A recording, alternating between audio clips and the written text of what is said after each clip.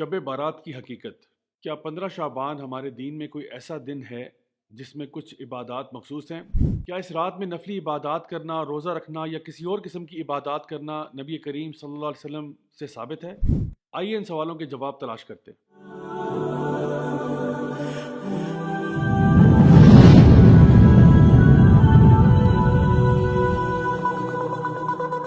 अस्सलाम वालेकुम वरहमतुल्लाहि वबरकातुहू। माय डियर ब्रदर्स सिस्टर्स, मेरा नाम राजा ज़ियाउल हक है, assistant professor at the international Islamic university and CEO at youth club. Shab Barat या 15 शाबान की फजीलत के अतबार से हमारी उम्मत में बहुत बहस व मुबाहिसा पाया जाता है और अक्सर लोग इसके बारे में बहुत गर्मा गर्मी भी हो जाती है। तो मैंने सोचा कि आज मैं आपके सामने एक बहुत ही मोतदिल अंदाज में, बहुत ही बैलेंस तरीके से इसके बारे में कुछ बातें पेश करूँ। सबसे पहली बात यह है कि हम लोग हमेशा ये चाहते हैं कि अल्लाह ताला हमसे राज़ी रहे।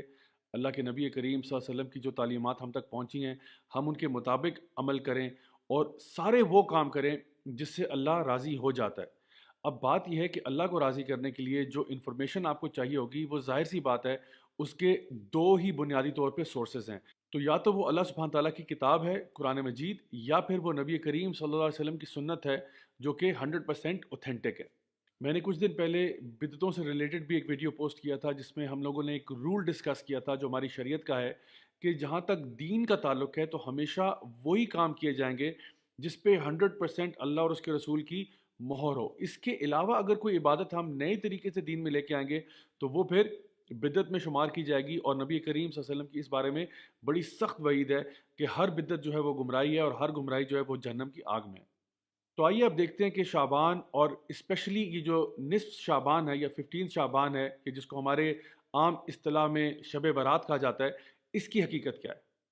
तो सबसे पहले हम वो चीज़ें डिस्कस करते हैं जो 100% ऑथेंटिक हैं।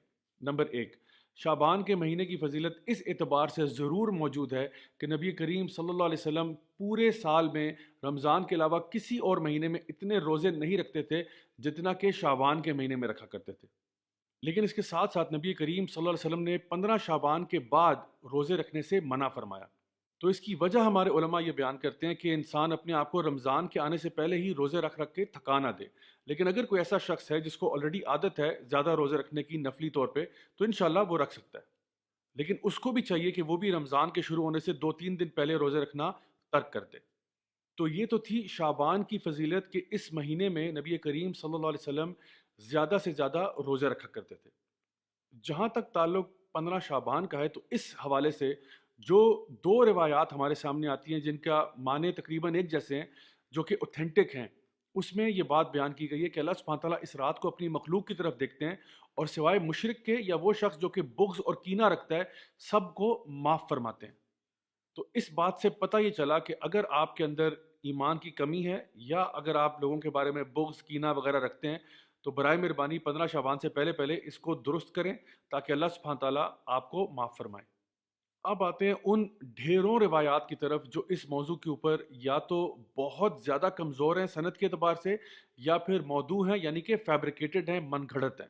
और इससे पहले कि मैं आपके सामने वो बातें बयान करूं, नबी करीम सल्लल्लाहु अलैहि वसल्लम की एक हदीस है जो बिल्कुल सही है, जहाँ पे आपने फरमाया कि एक शख्स के झूठा होने के लिए यही बात काफ़ी है कि वो हर सुनी सुनाई बात को आगे कर दे, लोगों तक पहुँचा दे। तो इसलिए हमें बहुत एहतियात करनी चाहिए कि इससे पहले कि हम किसी को कोई ज़ईफ़ रिवायत बताना शुरू करें या कोई उसको मनगढ़ंत रिवायतें सुनाना शुरू करें, विदाउट वेरीफाइंग फर्स्ट, हमें खुद अपने बारे में सोचना चाहिए कि क्या हम झूठों की सफ़ में शामिल होना चाहते हैं या नहीं। तो सबसे पहले वो लोग जो ये कहते हैं कि इस रात को फैसले होते हैं और तकदीर के फैसले और रूहें निकल आती हैं वगैरह वगैरह। तो पहली बात तो ये कि रूहों का निकलना तो हमारे दीन में कोई टॉपिक है ही नहीं, क्योंकि जो शख्स एक दफ़ा फोत हो गया उसका मामला अल्लाह के साथ है, वो आलिम बरज़ख है। जो फोत हो गया वो वापस नहीं आता। दूसरी बात ये कि जो लोग ये कहते हैं कि इस रात में कुरान मजीद नाजिल हुआ था, ये बिल्कुल फैब्रिकेटेड बात है। इसलिए क्योंकि कुरान मजीद हम सब जानते हैं कि वो लैलतुल क़द्र में नाजिल हुआ था। इन्ना अंज़लनाहु फ़ी लैलतिल क़द्र वमा अदराका मा लैलतुल क़द्र, ये बच्चा बच्चा ये बात जानता है। और लैलतुल क़द्र जो है वो रमज़ान के अंदर आखिरी अशरे की ताक रातों में तलाश की जाती है।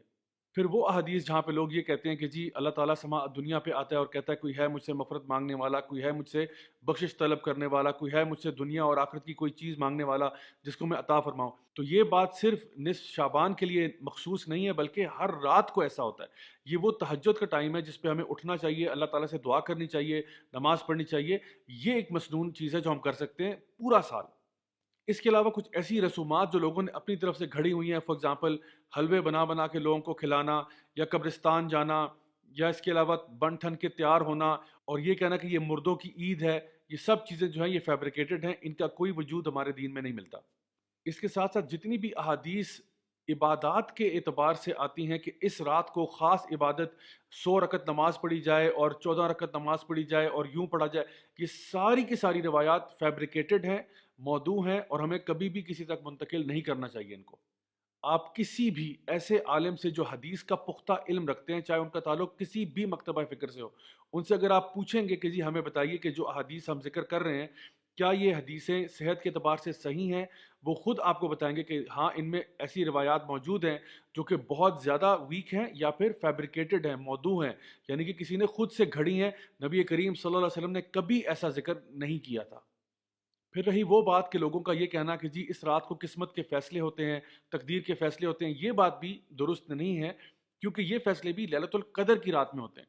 اللہ سبحانہ تعالیٰ فرماتے ہیں تنزل الملائکۃ والروح فیہا باذن ربہم من کل امر، کہ اس رات کو جبریل امین اور فرشتے نازل ہوتے ہیں ہر فیصلہ لے کر اللہ تعالیٰ کی طرف سے.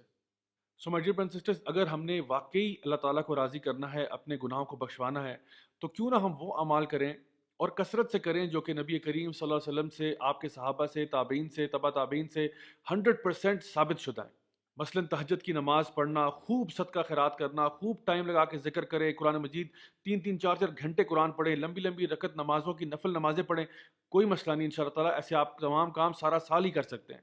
اب اگر کوئی یہ شخص کہتا ہے کہ جی ہم 15 شعبان کو اگر خاص طور پہ کچھ عبادت کر لیں تو اس میں حرج ہی کیا ہے؟ حرج صرف اتنا ہے کہ اگر تو آپ کا یہ روز کا معمول ہے تو ضرور کریں، دعائیں مانگیں، ذکر کریں، قرآن پڑھیں، ضرور کریں. لیکن اس رات کو خاص کرنا نہ تو نبی کریم صلی اللہ علیہ وسلم سے 100% ثابت ہے، نہ ہی صحابہ کرام سے ثابت ہے، نہ ہی اہل بیت سے ثابت ہے، کسی سے بھی ثابت نہیں ہے کہ وہ اس رات کو خاص طور پر کچھ کیا کرتے تھے. تو دین ہمارا نبی سے ہی آ رہا ہے صلی اللہ علیہ وسلم سے، آپ کے فیملی سے آ رہا ہے، آپ کے کمپینین سے آ رہا ہے، تو کیوں نہ ہم وہی اعمال کریں جن کو وہ اچھا سمجھا کرتے تھے. اب پوری بات کا خلاصہ یہ ہے کہ شعبان کا مہینہ ایک بڑا خاص مہینہ ہے جس میں نبی کریم صلی اللہ علیہ وسلم خوب روزے رکھا کرتے تھے. دوسری بات یہ کہ قرآن مجید میں 15 شعبان کی کوئی خاص اہمیت مینشنڈ نہیں ہے. یہ کہنا کہ جی اس رات کو تقدیر کے فیصلے ہوتے ہیں، یہ چیز بالکل من گھڑت ہے. اس رات کے بارے میں ایک روایت بہرحال درست ہے جہاں پہ یہ بات ذکر ہے کہ اللہ سبحانہ تعالیٰ اپنی مخلوق کے ساتھ رحم کرتے ہوئے سوائے مشرک کے اور اس شخص کے جو کہ بغض اور کینہ رکھتا ہے تمام کو معاف کر دیتے ہیں. خاص طور پر 15 شعبان کا روزہ رکھنا یہ سنت عمل نہیں ہے بلکہ اس کو مکروہ کہا جا سکتا ہے، اور 15 شعبان کے بعد تو روزہ رکھنا ویسے بھی اس کی ممانعت ہے سوائے اس شخص کے جو کہ پہلے سے ہی روزے رکھتا ہو. جتنی بھی احادیث اس رات کے بارے میں بیان کی گئی ہیں کہ خاص عبادات اس رات میں کی جائیں، وہ سب کی سب یا تو بہت زیادہ ضعیف ہیں یا من گھڑت ہیں یا موضوع ہیں. نبی کریم صلی اللہ علیہ وسلم سے، آپ کے اہل بیت سے، آپ کے صحابہ سے کوئی ایسی خاص عبادات منقول نہیں ہے کہ انہوں نے بیان کیا ہو کہ اس رات کو یوں خاص عبادات کرنی ہے. اور آخر میں یہ کہ اس رات میں چراغاں کرنا، خاص قسم کے کھانے بنانا، حلوے بنانا اور قبرستان جانا، یہ سارے کے سارے اعمال کرنا درست نہیں ہے اور بدعت میں شمار ہو سکتے ہیں. اللہ تعالیٰ سے دعا ہے کہ اللہ تعالیٰ ہمیں بالکل صحیح معنوں میں اپنے دین پر چلنے کی توفیق عطا فرمائے، ہماری کمیاں، کوتاہیاں، غلطیوں کو معاف فرمائے اور ہم سب کو جنت الفردوس میں اعلیٰ مقام نصیب فرمائے.